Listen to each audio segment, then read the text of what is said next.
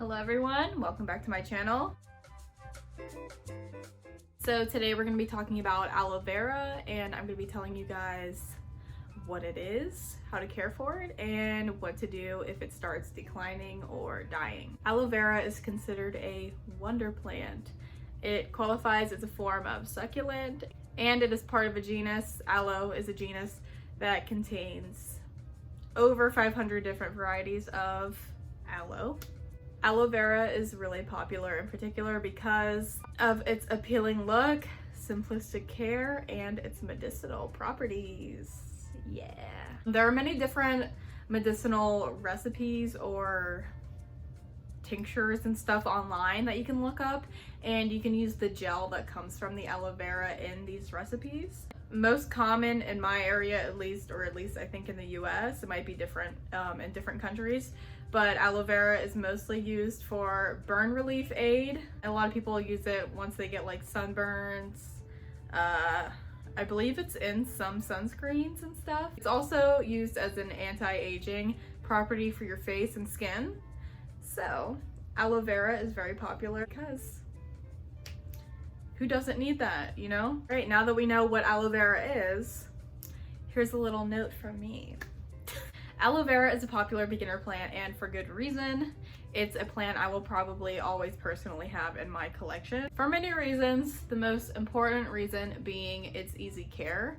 It's one of the plants that I pretty much never have to pay attention to. Jumping into the care of the aloe vera plant, to break it down into each section. Sorry, my chameleon was like doing some crazy stuff. From potting mix, water, lighting, temperature, everything. I'll show you guys my aloe vera plant. It doesn't look the best, but it's alive and it's doing well. It's still growing. So, can I help you? Can I help you? Don't take my aloe vera plant as an example, okay? I'm telling you the information that I think is best for someone who maybe doesn't have experience with this plant. It's also the best care that you can probably give to the plant.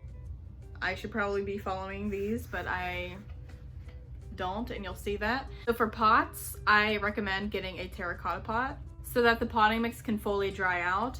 And if you water it a decent amount, the terracotta will absorb some of the moisture, so then your plant isn't sitting in water, which can give it a risk of root rot.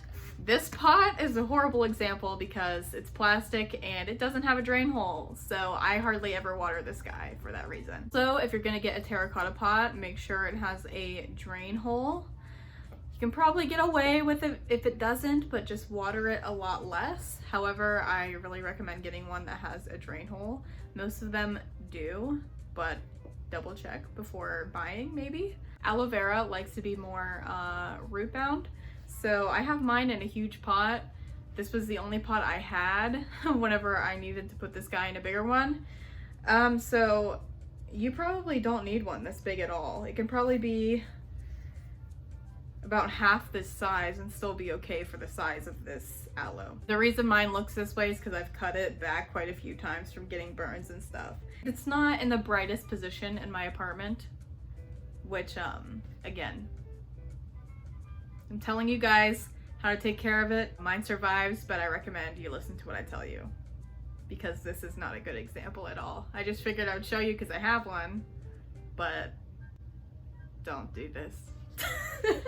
So yes, when repotting, make sure it is pretty well root bound when you repot it, and when you put it into a new pot, make sure it's not huge because they like to have their roots kind of root bound, which means basically they're all kind of bunched in together. Okay, now potting mix.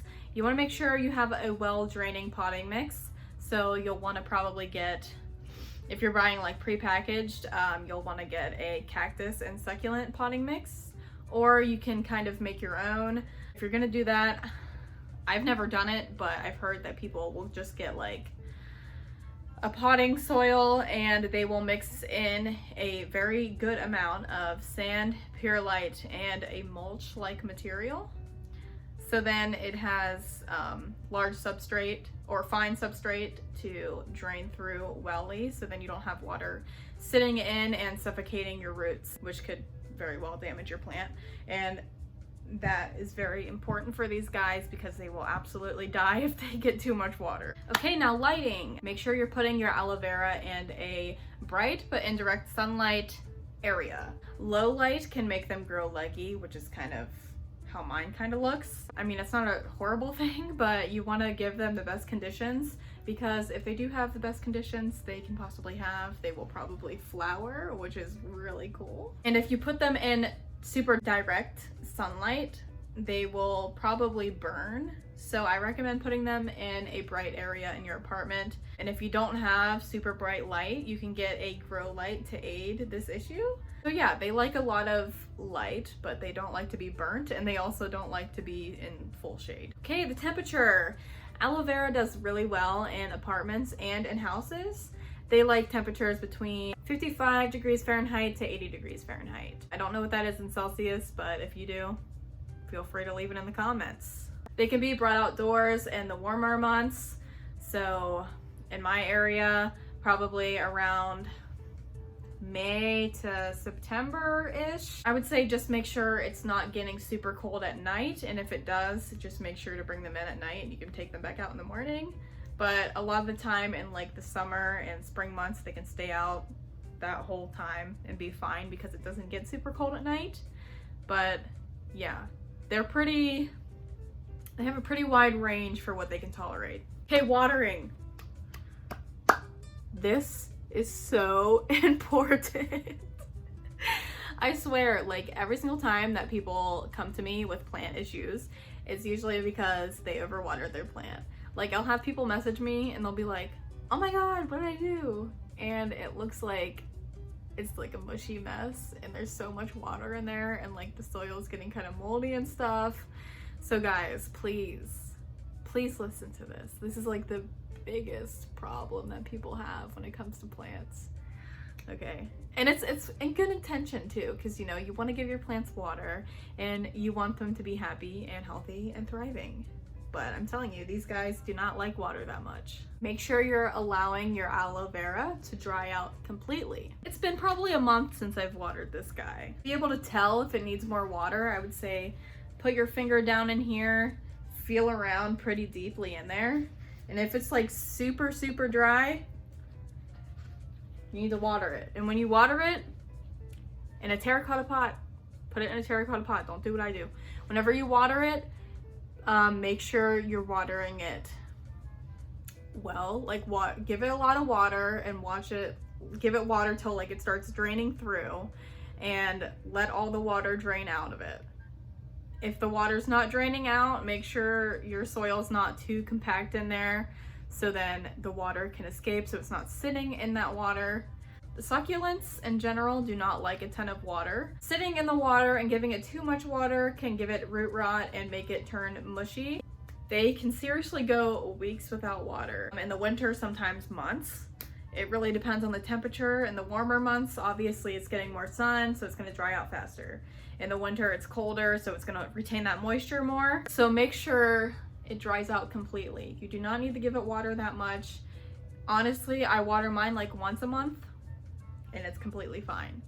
So yeah, and it's summer, it's pretty hot here. I'd say really gauge it on where you live, gauge it on the temperature, but really just make sure these guys dry out all the way because they do not like a ton of water. Also, an important note is that giving too much water can promote pests.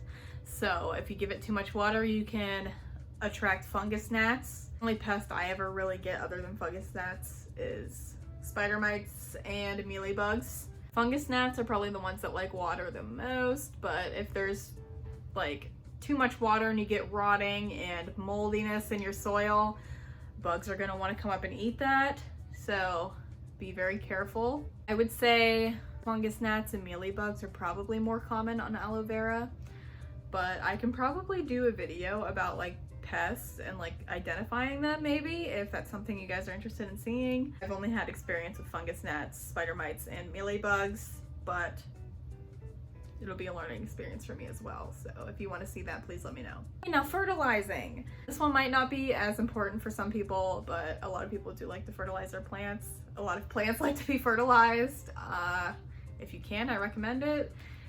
I mean, I'm kind of a lackluster person when it comes to fertilizing my plants, and they're doing fine, but I do still sometimes. So you can fertilize these guys once a month, but I recommend only doing this in the spring and the summertime, because a lot of the time when you fertilize, you'll be doing it when you water them. So don't over fertilize, because if you over fertilize, you can burn your plants. And fertilizing them gives them the nutrients they need. And obviously if they get too much of that, like I think one of the big things that's in fertilizer is like nitrogen or something. I don't know. I'm not super educated on the science of it. But if they get too much of that, they will burn. I don't think it'll completely kill them, but just be careful if you're gonna be doing that. And really make sure you read the instructions on the back of the fertilizer to make sure you don't give it too much. Because you do have to usually mix it in with your water, and it'll tell you how much you need. Okay, now we're on the section of the video where we're gonna be talking about what to do if your aloe vera is dying. The first step is to assess the problem. Does it have pests? Is it getting too much or too little water? Or is it getting too much or too little sunlight? If you have pests, again, I can probably do like an identification video.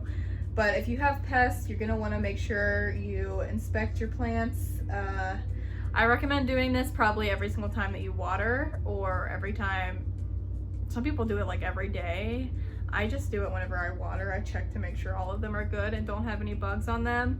Or if they look like they're having an issue and you can't really tell what it is, it could be an indication of bugs. Have bugs, make sure you isolate them. I have my plants like quarantined in the bathroom whenever they have something wrong with them. And spider mites can usually be wiped off. If you need to, you can spray them with a pest preventer, a pest killer, if you want to. Really wipe them off and like spray them with neem oil, make sure they're clean, free from pests. Swipe out the first like inch of soil, or like even if you're like really paranoid about it, you can completely take the plant out and switch out the soil for fresh soil, and just make sure the plant is clean and doesn't have any signs of any other bugs on it. To prevent pests, it doesn't get rid of them, it just prevents them. This is neem oil. You can get that and you can spray it on your plants.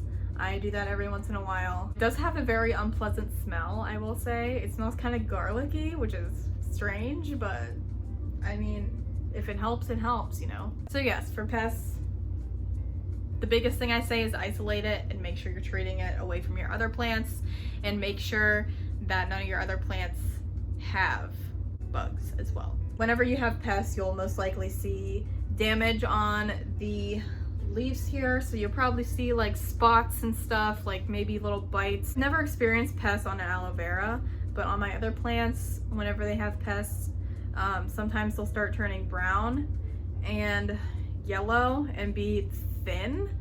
I'm not completely sure how it would look on an aloe vera.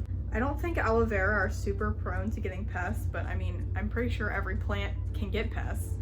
But yeah, I would say just inspect your leaves and make sure that you're not having any holes or indications of bite marks, sign of living activity. Okay, overwatering and underwatering. Underwatering in aloe vera is probably not as common as overwatering.